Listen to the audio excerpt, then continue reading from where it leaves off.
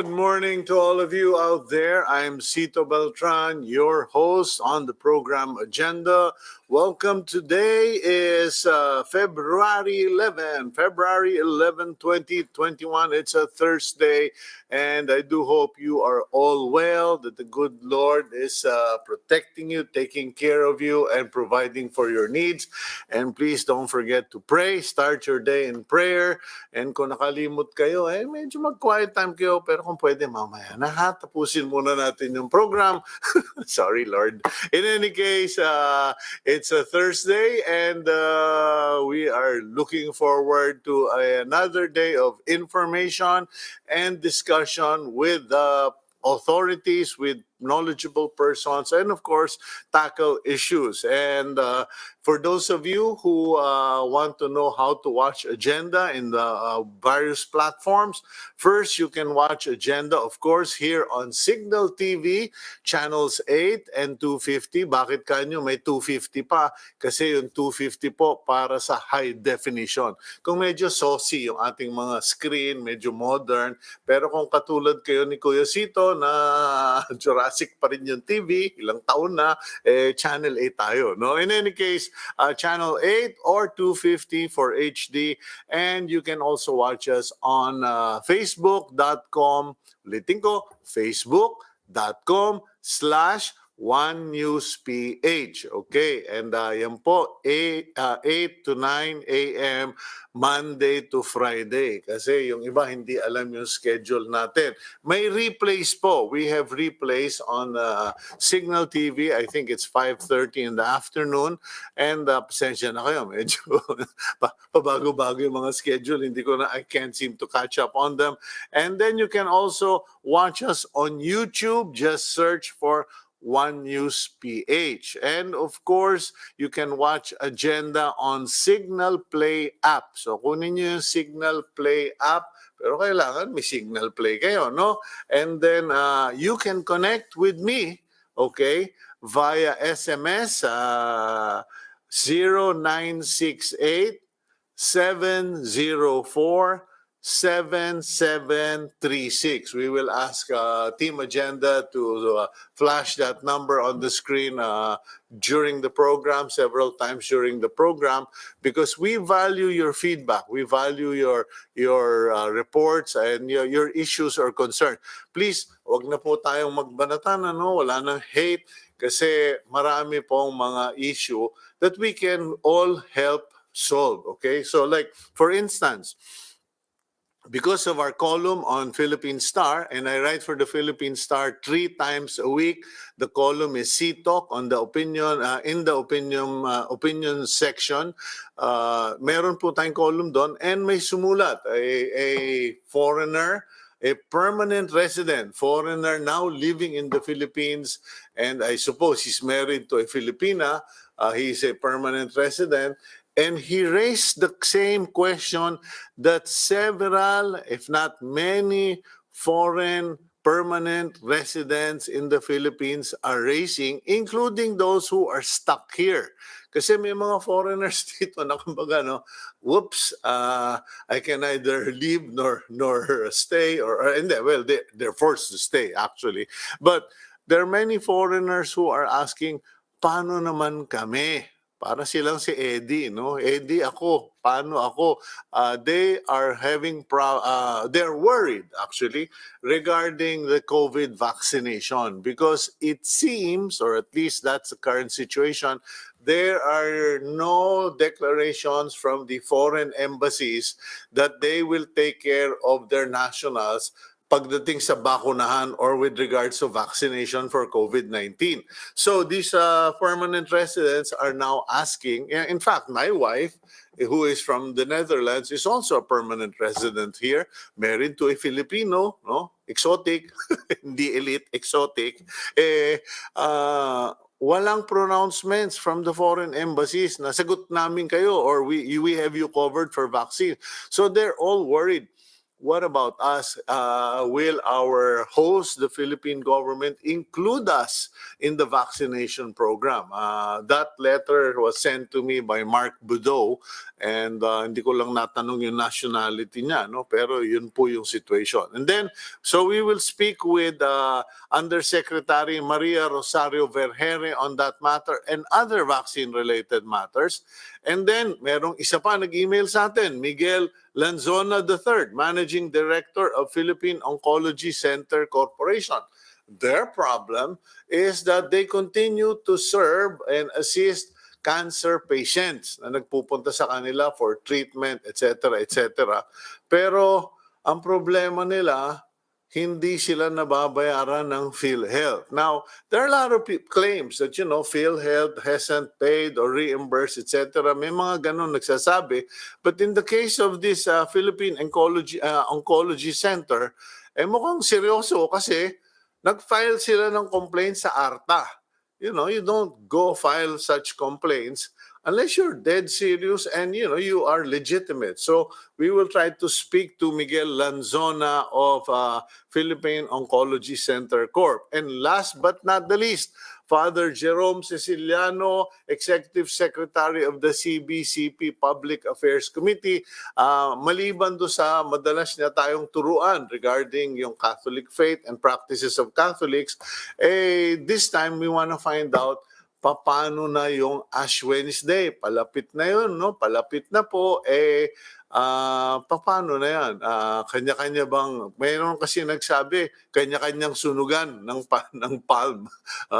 Ewan ko ano yung palm sa Tagalog eh. In any case, we will speak to Father Secillano regarding the CBCP's guidelines for Ash Wednesday. Okay. Now, let's move on to the front page of the Philippine Star. The time is 8:08 in the morning. Senator Bongo revealed that members of the police and military forces will be given priority for inoculation with Sinovac vaccines, the ones donated by China. The senator said that this was an order from President Duterte saying that cops and soldiers are also frontliners. Okay yun, okay yun. Pero sabihin ng iba dyan, Sir, mauna muna kayo, Mr. Senator. Mauna muna kayo, Mr. President. Di ba? Leadership by example. Anyway, nagbibiro lang po. Pero I'm sure the President has said, in fact, he has said he's going to allow the doctors to vaccinate him in public. Huwag lang daw sa puwet. Okay, speaking of vaccine rollout, Cabinet Secretary Carlo Nograles said that quarantine protocols in the country will not be immediately lifted even when we start administering vaccines to frontliners. Obvious ba? Obvious ba? Kasi hindi naman po yan one time, big time. It will be in tranches. It will be based on sectors, age groups, etc.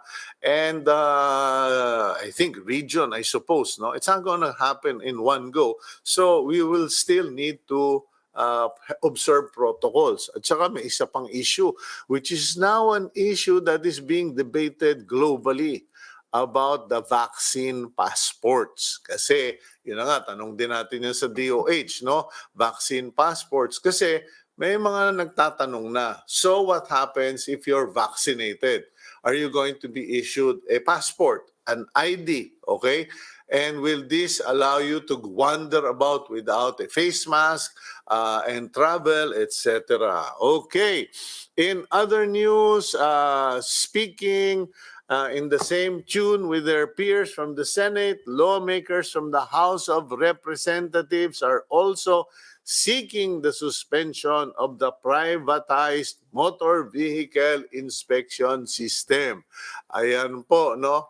Pagkahirap-hirap depensahan yung talagang programang butas-butas ng problema. Okay. So, ayan, Kongreso na ang nagpahiwatig. They want the same program suspended just like the senators want it suspended. Kasi if not, baka ₱1 budget ang LTO. Pero naawa po ako sa LTO, naawa ako kay ASEC Ed Galvante. He is faithfully, loyally, okay, following orders from his superiors. He is a good and faithful soldier. Okay? The problem is baka in his goodness and loyalty, all the good he has brought to the LTO. And mind you, he has done a lot of good in the LTO. He has corrected a lot of mistakes there and problems. Baka ang mangyari po nito, kakaproteksyon, depensa ni ASEC Galvante dito sa mga kapalpakan ng DOTR, lalabas pang siya pa yung masama. He might end up losing all the goodwill, all the accomplishments of the LTO, defending the mistakes or the whatever programs that the DOTR, the unpopular programs of the DOTR. Ayan na kasi parang lagi na lang pag may problema, hindi, LTO na, let LTO implement. Anyway, last but not the least, in a phone call to Defense Chief Delphine Lorenzana, the United States, through its Secretary of Defense, Lloyd Austin III, reaffirmed its commitment to the U.S.-Philippine Alliance. Okay, yung MDT, VFA with Philippines, Mutual Defense Treaty, and yung Visiting Forces Agreement, tuloy daw po. Okay, so ayan, pag-usapan natin pag medyo may oras mamaya kasi ibang klase yung mga nandoon ngayon sa Amerika, mga experts and veterans in public policy and foreign affairs. Okay, but in the meantime, let's go to someone who has been a very reliable and professional source of information at the DOH. On the phone, we have Undersecretary Maria Rosario Vergeire. Good morning, Undersecretary. Magandang umaga po, sir. Okay, ma'am, magtatanong lang po, no, kasi may mga kumokontak sa akin na mga expats, mga permanent residents, foreigners na nandito sa Pilipinas at nangangamba sila kasi yung kanilang mga embahada, their embassies, have not made any announcements regarding vaccinations for them. In fact, some have said that their embassies have no plans to vaccinate nationals who are permanent residents in the Philippines because they are now under the jurisdiction of the Philippine government. Paano po itong mga foreigners or permanent residents, asawa ng mga Pilipino na nangangambang hindi sila mababakunahan? Yes, sir. Actually, kahapon po napag-usapan po yan with our experts, no? And unang-una, gusto natin ipagbigay alam na in the whole scheme of things, pag tinignan natin, hindi po dapat tayo mamimili kung ikaw ay Pilipino o kung ikaw ay ibang nationality. Kasi yun pa rin po yung rational na nagkakasalamuha pa rin ang mga tao. So isa po yan sa napag-usapan and isusulong po ngayon at irerekomenda ng ating experts sa IATF na kung kayo ay permanent resident dito, whether you are of any nationality, you should be provided with vaccines. But kailangan papasok pa rin po sa prioritization criteria. So for example, if you are a foreign national at ikaw ay senior citizen, mabibigyan ng priority. But if you are, for example, 30 years old and a foreign national but has a permanent residence here, you will have to wait and wait for the vaccine because you're part of the rest of the population. So ganun po yung ating ibibigay na rekomendasyon ngayon sa IATF para for approval po. Okay, thank you very much po, Yusek Vergeire. That is definitely good news that I will be sharing in a future column because maraming expats na nakakabasa ng ating column. And I think that is good news for many of them. Now, we understand the protocol. There are schedules. There is a system that's going to be followed. But as far as the foreigners are concerned, should they register in their barangay, or is there a special in the plan that is being submitted to the IATF? Meron po bang special office o sa barangay lang magpaparehistro lahat itong mga asawa ng mga na foreigner ng mga Filipino? Yes, sir. Yan po ang kailangan natin pagbigay klaro sa Department of Foreign Affairs mamaya pag nag-usap-usap po. But definitely, as I said, if we are not going to distinguish between a foreigner and a Filipino as long as they are living here, and then pag ganyan, magpo-follow yan ang usual process ng local governments lang. But we still need to confirm this with the Department of Foreign Affairs and other national agencies para po maayos ang guidelines natin. Okay, we really appreciate that, Yusek Vergeire, kasi syempre naman magtatanungan, may consultation, and we understand that. Next question, yung pong tungkol dito sa, ewan ko ba, parang may lumabas na naman na South African strain, medyo may issue raw sa vaccination kasi this strain medyo hindi tinatablan nung AstraZeneca, nagkakaroon pa rin ng mild to moderate symptoms of COVID-19. But there was the suggestion na i-ban lahat ng nanggagaling ng South Africa. Pero nag-announce yata ang DOH na ayaw ninyo. Can you explain why? Yes, sir. Hindi naman po sa ayaw, but we have to understand na we just lifted the restrictions among countries with these identified variants. And these variants will continue, magkakaroon pa rin po yan ng mga further mutations, and we cannot be in lockdown or be restricted forever. So what we did was we can lift the restriction, but we strengthened our internal protocols. So kailangan, pang on the 5th day ka na i-test, kailangan meron na po tayong strict quarantine protocols and local government so that we can ensure that we can still prevent the spread if ever there would be an individual with this variant. Yung sinasabi po sa South Africa, sinasabi kasi doon sa parang dokumento ng AstraZeneca that for the South African variant, they might not be able to prevent the mild to moderate disease.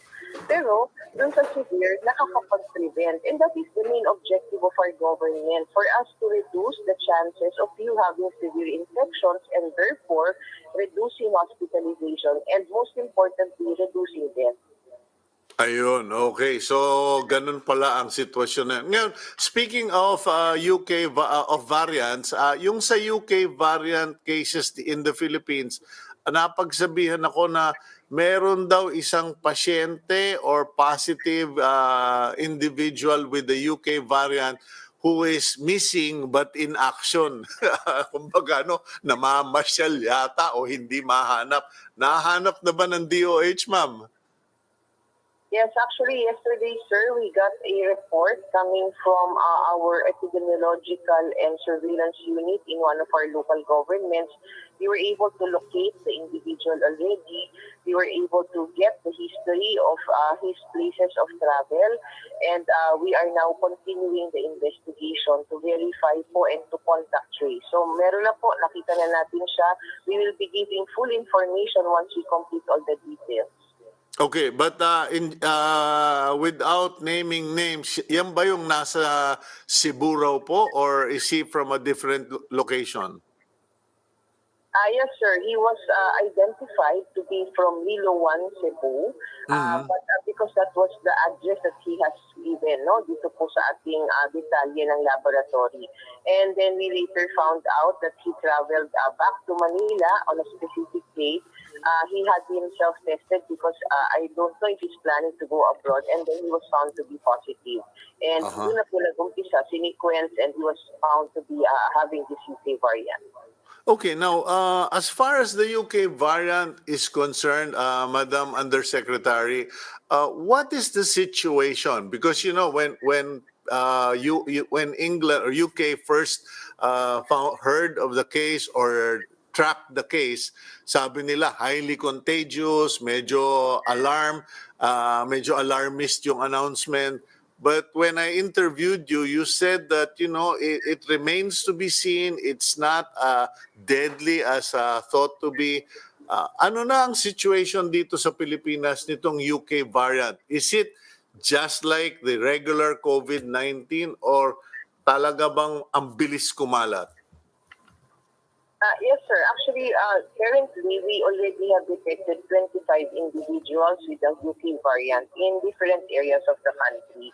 And from the places that we have identified these individuals, like for example, in CAR, we have seen the rise in the number of cases.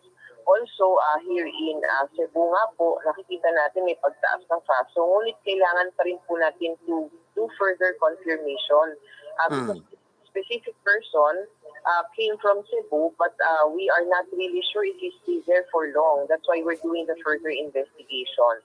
This UK variants or the other variants, according to evidence and experts, causes higher transmissibility.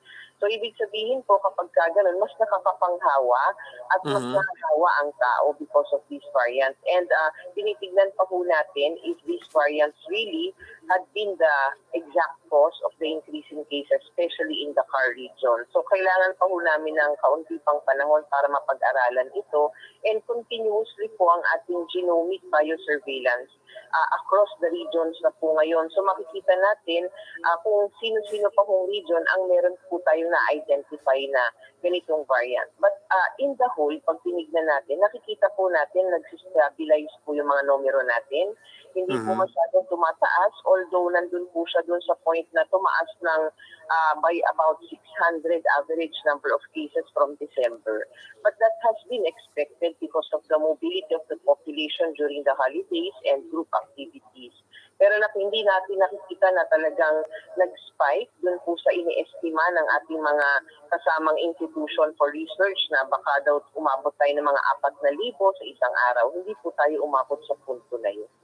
Okay, what about yung ating mga hospital capacities? Kasi may nabasa ako na sa Cebu yata medyo mataas na naman, nagkakaubos na naman ng hospital beds, or at least that's what I heard. What is the overall situation in terms of case loads compared to beds available? Yes, sir. Sa ngayon, pag tinignan po natin ang ating mga datos, makikita po natin that ang pinakamataas na may healthcare or hospital care utilization rate sa ating bansa would be Region 11 at 60%. At 54%, I'm sorry. And then followed by the Cordillera Administrative Region at 50%. So, ibig sabihin, kung 54... Hello? Yes, Yusek, are you still there? Okay, mukhang naputol yung linya, but we will try to call Undersecretary Vergeire again because we just want to get a clearer picture, a correct picture regarding hospital beds, capacities regarding COVID-19. Okay, Yusek Vergeire, are you back? Yes, sir. I'm here. So, could you continue, ma'am? Sabi mo yung sa Region 8 and sa CAR? This is Region 11, sir. And ang Region 11 po, 54% po ang kanyang healthcare utilization rate. Meaning, 54% are occupied and then they still have about 46% of those allocated beds that can still be used.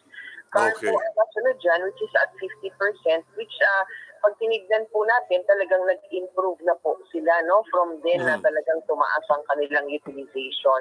But there are specific areas in the country na makikitaan din natin ang pagtaas, no? Hindi po region-wide, pero per province. Like that of Cebu, katulad nga ng sabi nyo, may mga specific areas po sa Cebu na medyo yung kanilang utilization ng kanilang hospital beds ay tumataas. Ngunit hindi pa rin naman po dumadating sa high risk na tinatawag natin. Nasa moderate risk pa rin po.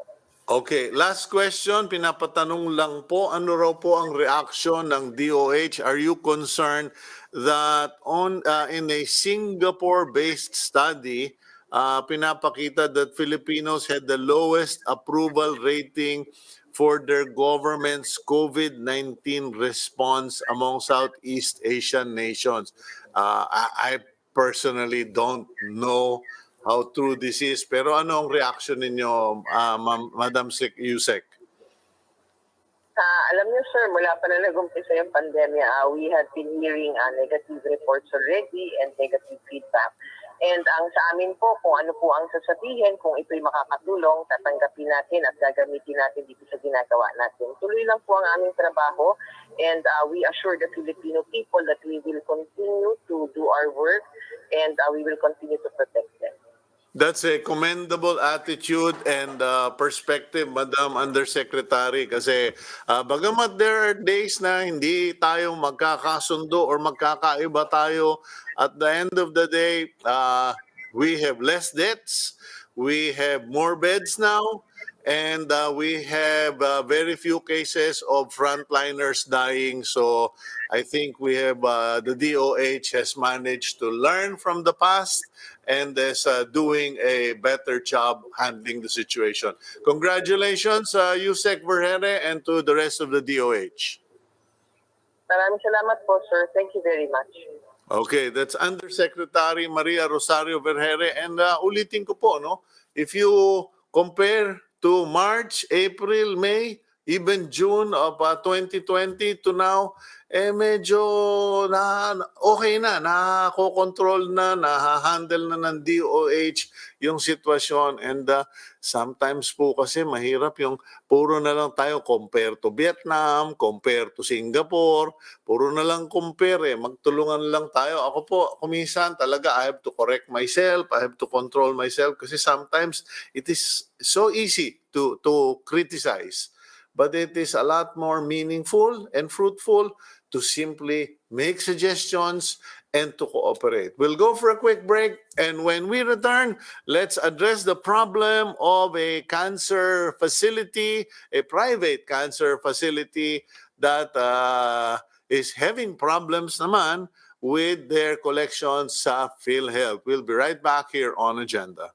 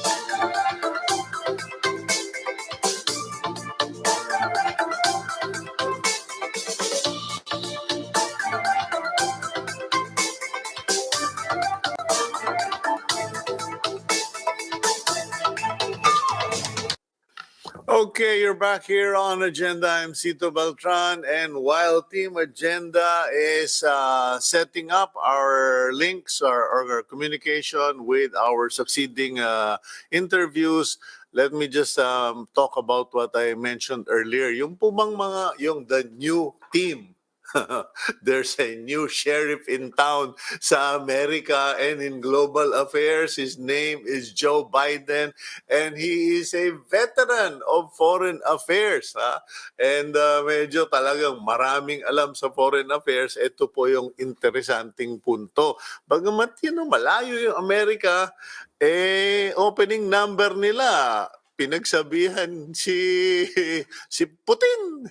Yung Russian Prime Minister Putin sinabi in no uncertain terms, America is back and we will not tolerate meddling in our political processes. We will not tolerate a bounty on our soldiers being given to terrorists in the Middle East and thereabouts, etc. Kumbaga and we will not tolerate human rights abuses, particularly doon sa sa anti-Putin personality si Natalia something, kinulong pa nila. Kumbaga sinabi na, iba na itong kalaro mo, hindi kami magpapa-dribble katulad nung ginawa mo kay Trump. But it's interesting I'm bringing this up because they basically laid the rule down for Russia and for China. And medyo ito pa lang si Biden is very strong on human rights and political abuses. So mukhang magkakaroon ng pagbabago sa landscape in foreign affairs, foreign relations of the United States, and I'm almost sure na maapektuhan ang Pilipinas niyan, lalo't lalo na padating na yung eleksyon, kampanya. So there is a new sheriff in town. He has a new posse. Medyo baka we will be looking at interesting times, particularly in the field of human rights. Now, locally speaking po mga kaibigan, naku po ito medyo ayan po kasi kanina binasa ko earlier, I read the front page, but if you go to the local news, there you go.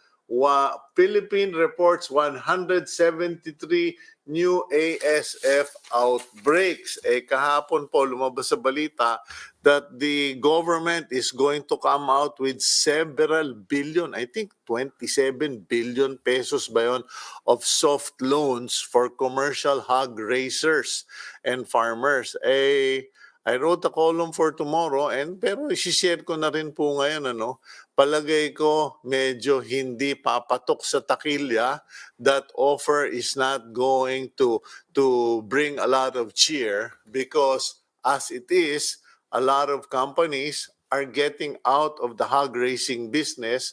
In fact, I know someone who has scaled down from his current status down to 30% of his operations, and many are just getting out of the business and won't come back to the business. So, yun po ang problema, kasi yung magpautang, bakit pa ako utang? Nalulugi na nga ako, naubos na nga yung baboy ko, uutang ako, tapos uutang ako ng pera sa bangko, sa government bank, and then I will sing Let Me Try Again.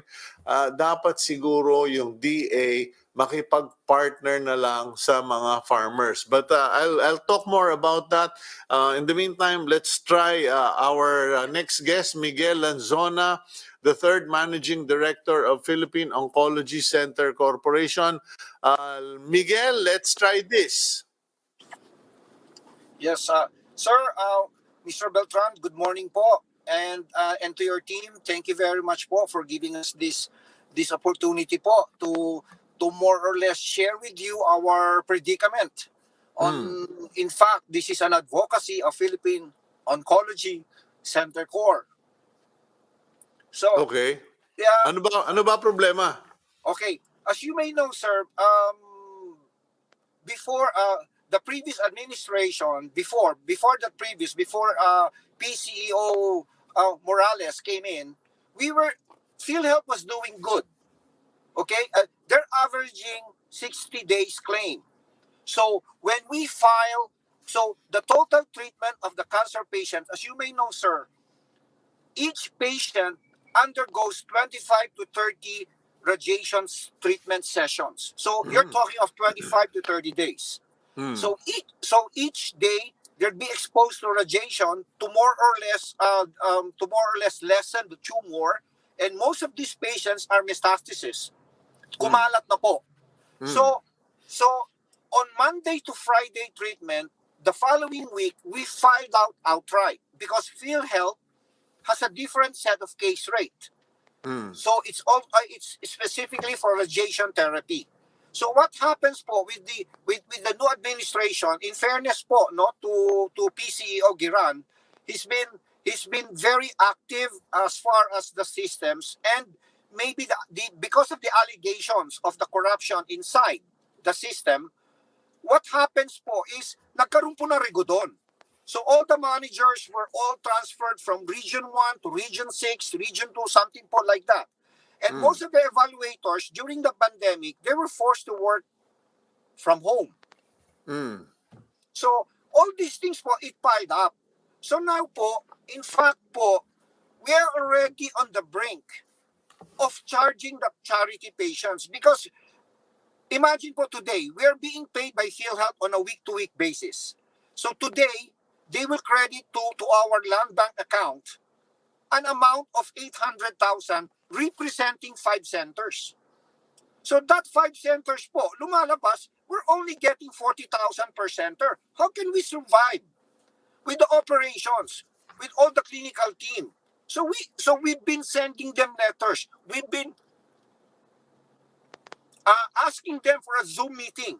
In fact, they are very cooperative naman po. But the thing po is because of the pile-up, and then then in addition po, they installed this new IT system that caused a system error. So what happens po to the evaluators, since they cannot open the files that we are submitting, they tend to put it under RTH, which represents return to hospital. Ang masama po, yung RTH na yon, we cannot act on it to refile whatever wrong on the forms is because nakapending pa sa system nila. And the policy of PhilHealth, we need a hard copy to refile it. But now po, last week we were promised that they have this RTH. So no need for the hard copies. But as we speak po today, it's still the same. And then the possible collections for next week is almost the same po. And that's why po when we shared to you our letter to ARTA, because po one of our board members who's also very close to their Christian community even asked me, Miguel, if we're going to turn our backs to the charity patients, then who will? Who will take care of them? Imagine po, Okay. Mr. Beltran, imagine po, even po yung pamasahin nila, inuutang po sa nurse namin. And right now po, in fairness to PGH also, they've been through the proactive management of Dr. Gap Legaspi and the chairman of the RTU, Dr. Hison, because they're already incurring backlog. So some patients are being transferred to us on the same rate. No balance billing under PhilHealth's program. Zero cost po sa pasyente. Miguel, matanong ko lang, Miguel, no? How much is the patient costing you per session? Kasi my sister has breast cancer. She's Okay. undergoing treatments, radiation treatments, and alam ko malupit yung presyo. Pero dyan sa mga clinics nyo, how much does one patient cost you per treatment? Okay, per treatment po, we only charge the PhilHealth rate amounting to if kasi may dalawang modality po yan, no? Yung 3D po, which costs only 2,200 per session, plus the IMRT will, it's a higher modality po, no, para po to sa mga medyo malalim na tumor. And we're charging po them the PhilHealth rate of 4,000. Okay. So, kailangan i-reimburse yan, po. kailangan mo 21 to 30 treatments.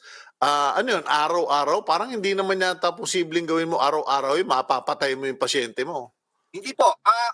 Under the stricter rules po of the society of the Philippine Radiation Oncology, 25 to 30 sessions po, Monday to Friday, and then the weekend, Saturday, Sunday, they're given the rest. So they're rested po, and then they come back on Monday to Friday. So, kung 5 days a week, so lagay mo na lang sa 3,000 average, so that's 15,000 a week. Tapos kung 30, so Lumalabas aabutin po, total po, 90,000 po. 90,000. Ngayon, nakakailang pasyente ba kayo? Yan yung mga covered ng PhilHealth kasi wala Opo. silang pambayad. Opo, nag-average po kami ng 40 patients per center. So for 5 centers po, we're treating 200 patients a week or 200 patients a day. So, ang binibigay lang sa inyo ay magkano kamo? Yung 90,000 po per patient. Yung po ang nire-reimburse namin sa PhilHealth. And Yeah, but how much are you actually getting from PhilHealth? Right now po is like today, we're only getting 800,000 for 5 centers. Yeah, That's which Which breaks only down 40,000 per center, 40,000 per center. Hindi pa ho kayang bayaran ng kuryente because this is a linear acceleration machine which operates on a 24/7 air conditioning, humidifier, and all the paraphernalias po. Wala pa ho dito Okay, yung overhead. so anong nangyari doon sa ARTA complaint ninyo? Because I mean, if you are praising the PCEO of PhilHealth, na he is trying his best, but the system is just basically messed up because of the rigodon, the transition, the changes in the manpower. Pero anong mangyayari? Anong sabi ng ARTA? So far po, wala pa ho silang reply. We're still awaiting po, and we're going to do another series of follow-up this week. At least by tomorrow, if there's no reply from them, then we will have a second follow-up. Okay, In fact, we will have ARTA representative tomorrow, and then I'm praying that the PhilHealth representative will also come to the program tomorrow. Kanya lang medyo book na rin kami for tomorrow. But in any case, at the end of the day, how long can you keep this up before you start telling the patients, sorry, COD na po tayo? since yesterday pa po, we're really right now po, talagang we're just trying to more or less po talagang explain to the staff that that we cannot give what the usual compensation. We're trying to squeeze the 5 days to 4 days work week, and then they have this skeletal force because po right now po is mahirap po eh. I mean, these patients, these are the poorest of the poor. Hindi na nila kasalanan na may sakit. Okay. We will continue to monitor this, Miguel, no? And I feel bad about this. Honestly, I mean, you're in the business. I'm sorry, I hate to call it a business, but at the end of the day, it's a business. But it's a business that helps the poor, particularly the poor who have cancer and can't afford for the treatments that help them to fight for their life. But we will follow up on this, and just keep us posted, and sana napapanood ng mga kaibigan natin sa PhilHealth or sa DOH, because masaklap naman na may cancer, mahirap ka na, may cancer ka pa, pagkatapos pa bandang uli umaasa ka sa PhilHealth, tapos biglang kailangan mong dumukot sa bulsang ang laman barya kung may barya. Thank you very much, Miguel, and Maraming salamat po. we will keep you posted. Yan po mga kaibigan, Miguel Lanzona of Managing Director of the Philippine Oncology Center Corporation. And we don't want, ayoko nang pakialaman yung area ng mga yung mga ibang programa, no, kanya lang I guess some people have been reaching out to me because I've written a couple of articles relative to the breast cancer of my sister Marisa Beltran Altamirano, and parang maraming nakaka-relate, so lumalapit, nagkukwento or humihingi ng tulong, and we will try to help companies like Philippine Oncology Center kasi tumutulong po sila. They are helping cancer patients, and ano naman, we understand. Siya rin, they were saying PhilHealth, they're trying their best, but someone's got to fix the problem, or else the patients either miss their treatment or have to borrow to get their treatment. We'll go for a break, and after this, we will go on to our next interview. Thank you very much.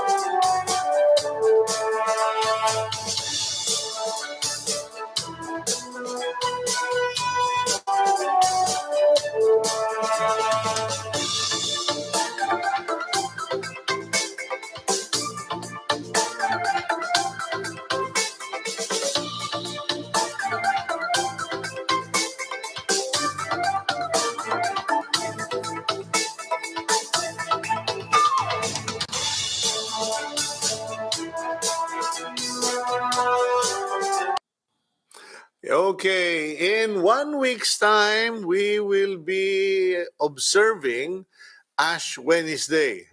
Catholic parishes will have this, well, traditionally, may misa, there's a mass, and people will be showing up with their palm fronds and winawagayway, shaking the leaves, and a priest will bless those palm fronds, etc.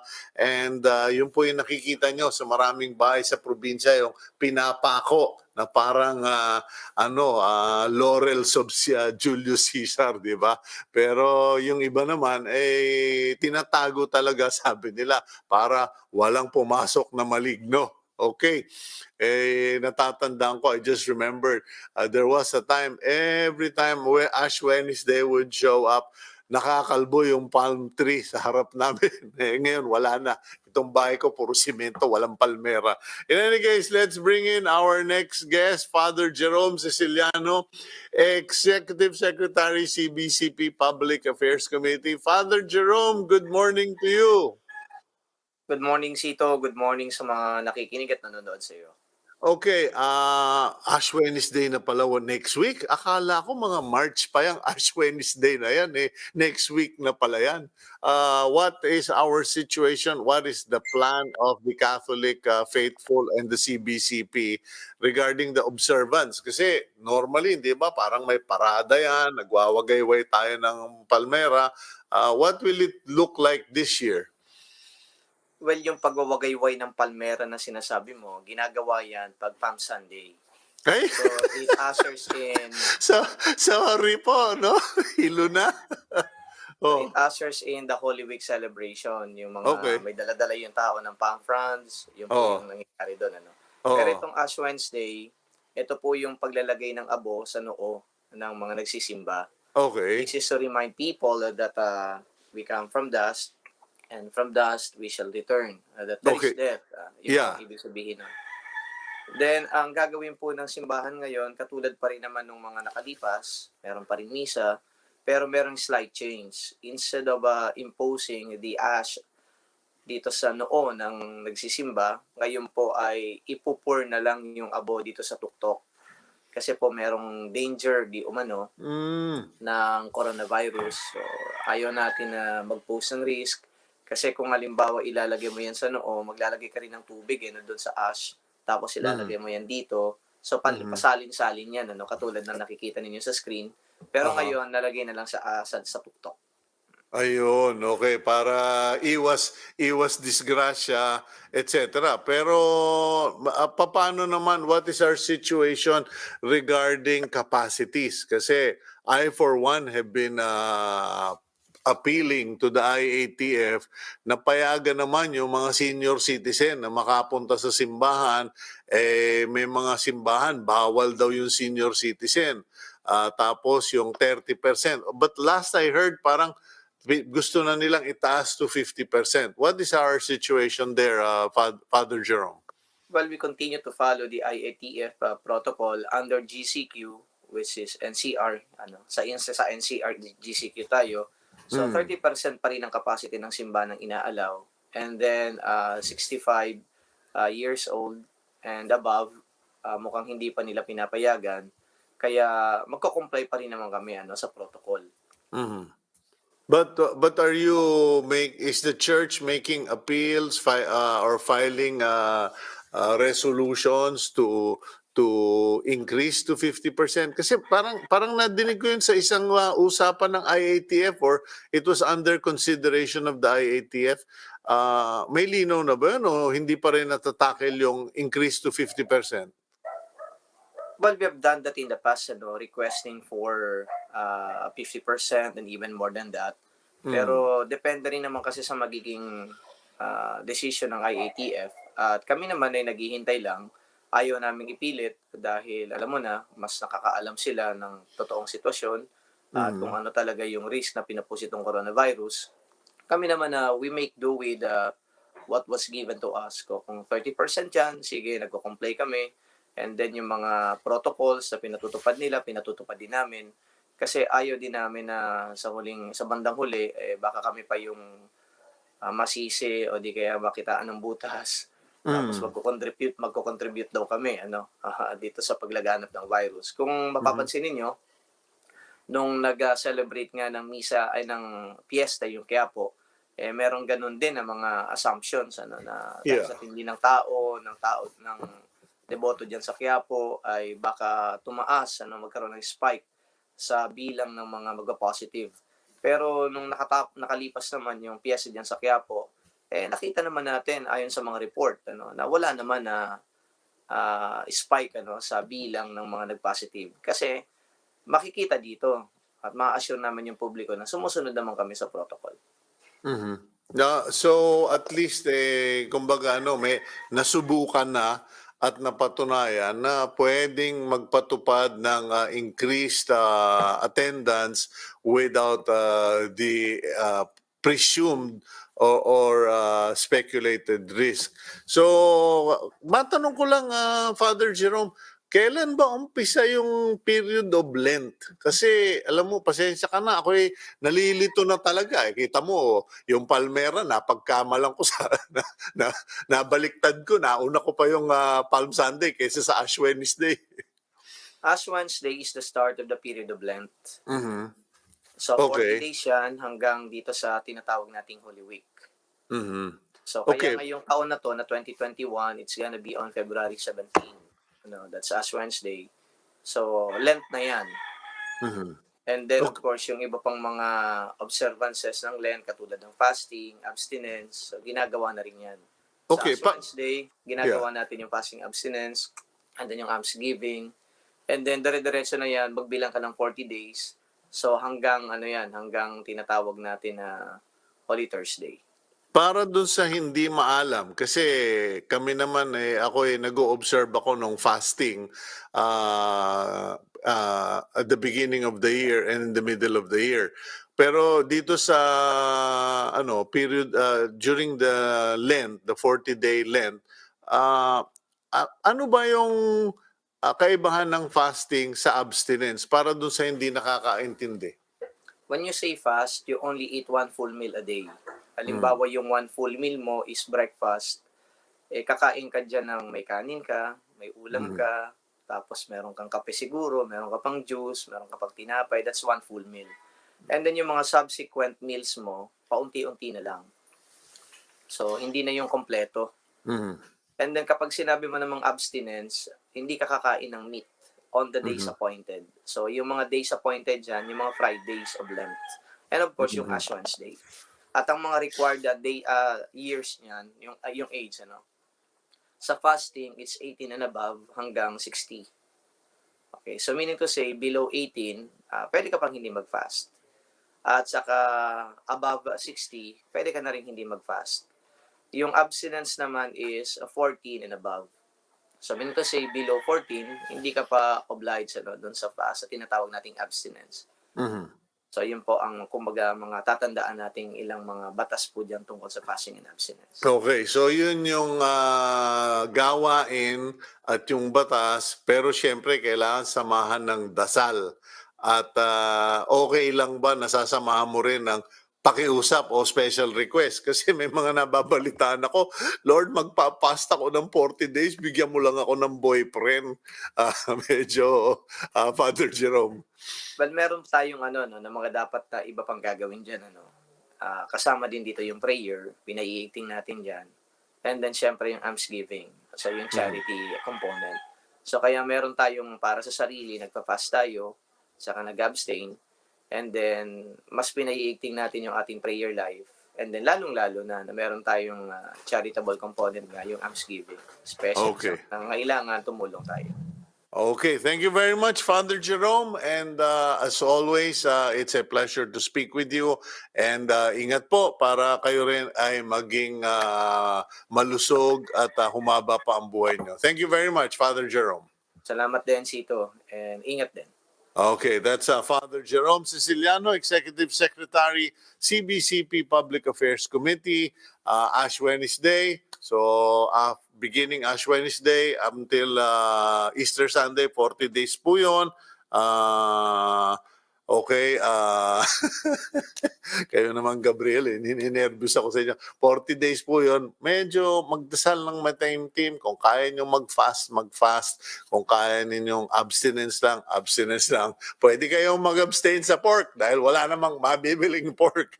Okay, meron daw netizen report. Wag po muna netizen report. Paano ba ito? Extra na ba? Oh, extra. Okay. Okay. Sorry, I misread the message. Thank you very much for joining us today. God bless all of you, and see you tomorrow. Our special guest tomorrow is former Supreme Court Justice Antonio Carpio. Meron po kasi siyang ginagawang parang online program para sa kabataang hindi naiintindihan yung mga concerns natin dito sa territories of the Philippines and other topics. We'll see you tomorrow. Take care.